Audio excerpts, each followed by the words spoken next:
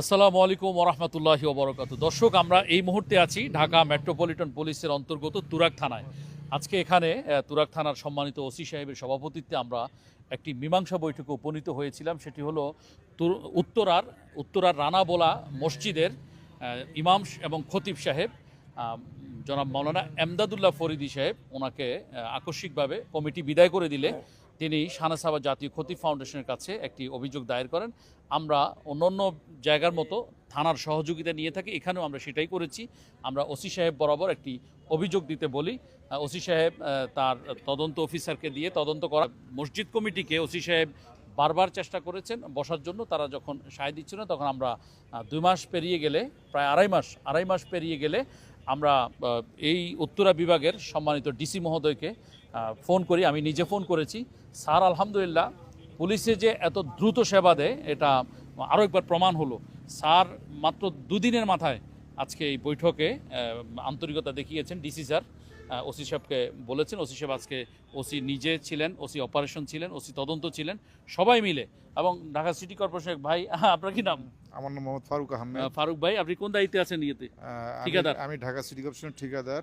আমি ঢাকা মহানগর উত্তর যুব দলে আছি। আলহামদুলিল্লাহ। ফারুক ভাই আছেন, আমাদের সংগ্রামী মহাসচিব মুফতি শরীফুল্লাহ তারেকি সাহেব আছেন, কেন্দ্রীয় সাংগঠনিক সম্পাদক মাওলানা আতিকুল্লাহ বিন রফিক সাহেব আছেন, কেন্দ্রীয় যুগ্ম মহাসচিব মুফতি রফিকুল ইসলাম সর্দার সাহেব আছেন, কেন্দ্রীয় বিভাগীয় সহ সাংগঠনিক সম্পাদক মুফতি ইয়াকুব বিন আজগর সাহেব আছেন, আমাদের আশুলিয়া থানার সভাপতি সেক্রেটারি মহোদয় এসেছেন, তুরাগ থানার সভাপতি সেক্রেটারি মহোদয় এখানে আছেন। আলহামদুলিল্লাহ অনেক ওলামায়ে কেরাম এখানে এসেছেন আলহামদুলিল্লাহ ফরিদি সাহেবের বিষয়টি নিয়ে। আমরা আজকে এখানে সুন্দর একটি সমাধানে উপনীত হয়েছি আলহামদুলিল্লাহ। 4 মাসের বেতন কমিটি আমাদের আবদারের প্রেক্ষিতে তারা পরিশোধ করবেন ক্ষতিপূরণ বাবদ বা অগ্রিম।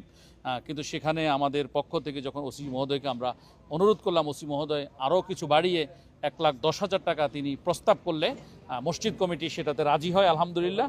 মসজিদ কমিটি এবং আমাদের ইমাম সংগঠন শাহনেসাবা জাতীয় খতিব ফাউন্ডেশন উভয়ের সম্মতিক্রমে 1,10,000 টাকা অগ্রিম পরিশোধ করবেন মসজিদ কমিটি সম্মানিত খতিব সাহেবকে, মাওলানা এমদাদুল্লাহ ফরিদি সাহেবকে। হযরত, আপনি এই যে সেবাটা পেয়েছেন শাহনেসাবা জাতীয় খতিব ফাউন্ডেশনের পক্ষ থেকে, আপনি কি খুশি? আলহামদুলিল্লাহ, আমি সম্পূর্ণ সন্তুষ্ট শাহনেসাবা জাতীয় খতিব ফাউন্ডেশনের উপর।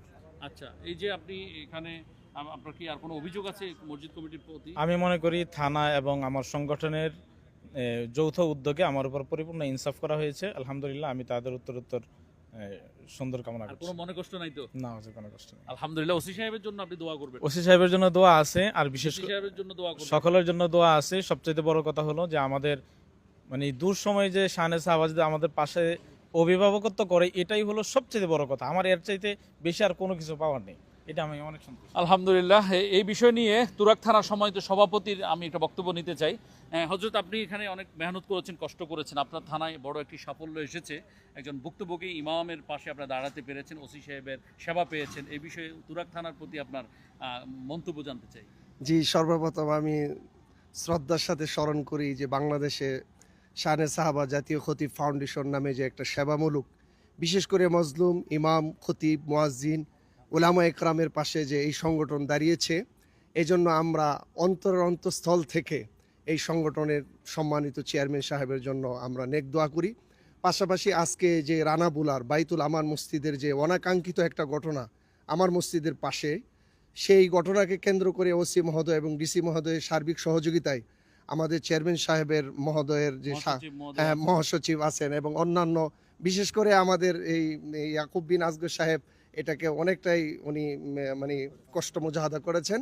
তো সর্বোপরি আমি তুরাগ থানার নগণ্য সভাপতি হিসাবে আমি অনেক খুশি এবং অনেক দোয়া করি এই মজলুম আলেমদের পাশে শাহনেসাবাকে আল্লাহ পাক যেন জাতির জন্য এক কর্ণধার হিসাবে আল্লাহ পাক কবুল করেন। এটা আলহামদুলিল্লাহ। মুফতি ইয়াকুব বিন আজগর সাহেব, আপনি যে ঘটনাটার সমাধানে আপনি কিন্তু অনেক কষ্ট করেছেন, আপনার কাছে এখন কেমন লাগছে?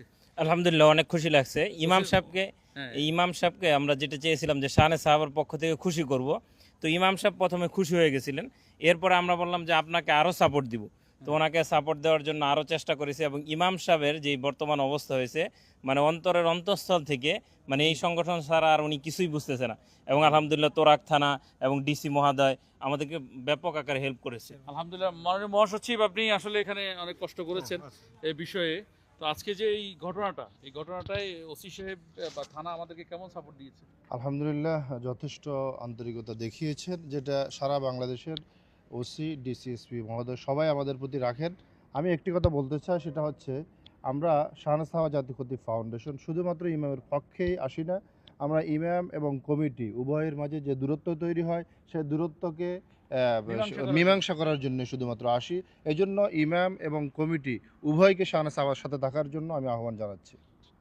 সকলকে অনেক শুক্রিয়া। আমাদের কেন্দ্রীয় নেতৃবৃন্দ সকলে আছেন, সবাইকে আসলে আমরা কথা হয়তো বলতে দিতে পারতেছি না, কিন্তু আমাদের কেন্দ্রীয় সাংগঠনিক সম্পাদক মহোদয় আছেন, অনেক পরিশ্রমী মানুষ। কেন্দ্রীয় যুগ্ম মহাসচিব মুফতি রফিকুল ইসলাম সর্দার মহোদয় আছেন। আর সবাই নাম তো বললাম, আলহামদুলিল্লাহ।